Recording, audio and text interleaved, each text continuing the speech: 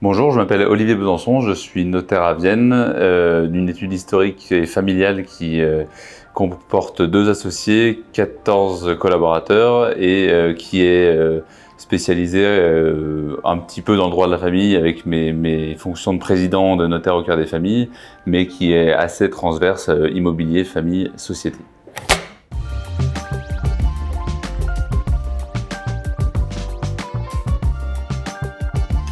À l'étude, on a toujours été de mémoire sous Genapi, Kivia, Septéo. C'est un choix qu'on a jusqu'ici pas regretté. Pour preuve, il y a 4 ans, on a choisi d'intégrer le logiciel comptable sous Genapi pour intégrer encore un petit peu et fluidifier les informations entre le service comptable et les rédacteurs. Quand ils ont lancé tout ce nouveau système, on a choisi de prendre le train en marche et de directement partir là-dedans pour ne pas avoir à le subir dans quelques années et prendre les évolutions au fur et à mesure qu'elles vont venir. Là encore, pour que nos collaborateurs puissent s'habituer au fur et à mesure à tous ces changements et pas que dans 5 ans, on impose Kivia et que d'un coup, il faille partir, quitter Genapi et reprendre Kivia. Et cette démarche-là, on l'a accompagnée d'un contrat d'accompagnement qui a été proposé par Septéo pour que nos collaborateurs ils soient accompagnés, suivis. Tous les 2 mois, il y a un formateur qui intervient à l'étude et qui prend les équipes par petits groupes afin de répondre à leurs problématiques qu'ils ont pu rencontrer sur le logiciel et de leur parler des évolutions.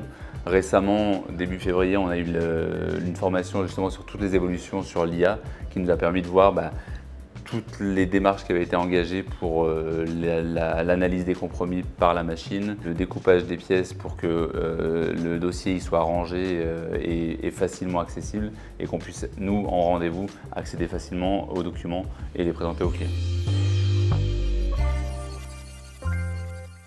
L'application Kivia sur le téléphone, c'est un outil qui est assez pratique parce qu'il nous permet d'avoir accès au numéro des clients quand on est en mobilité. Pas besoin d'appeler le secrétariat pour dire « donnez-moi le numéro de monsieur Durand » par exemple. Ça permet d'accéder au dossier aussi si on a besoin de savoir si telle et telle chose ont été signées et à quelle date. Et accessoirement, ça m'a permis aussi de temps en temps de prendre en photo les pièces d'identité des clients quand j'étais sur des signatures extérieures pour les intégrer directement par l'application au dossier.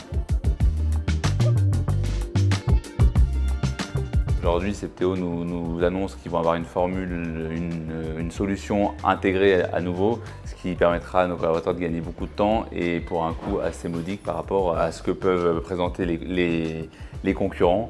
Et encore une fois, intégré au système, donc pas de double saisie, pas de risque d'erreur à ce niveau-là. Ça nous permet d'avoir une intégration complète du système et c'est ce que je disais tout à l'heure sur la comptabilité. Ça nous permet d'avoir un écosystème qui reprend tous nos besoins. Moi, je suis associé depuis 2017 à l'étude et effectivement, depuis cette période-là ou un peu plus récemment, depuis on va dire post-Covid, on constate que Septéo a énormément investi dans des sociétés transverses justement pour créer cet écosystème qui est là pour nous faciliter la vie. Alors, il y en a certains qui diront que ça fait trop de Septéo et qu'ils ne veulent pas tout intégrer pour ne pas avoir de lien de dépendance. C'est quand même assez pratique. Le marché est rempli des 2 côtés. On appelle, on a des besoins, il y a une réponse en face. Le service client, les délais de réponse se sont bien améliorés aussi par rapport à quand on a des problèmes. Donc là-dessus, c'était un point noir pendant un moment. Ça l'est plus, enfin à mon niveau, ça ne l'est plus. Donc j'ai envie de dire que oui, le contrat est rempli.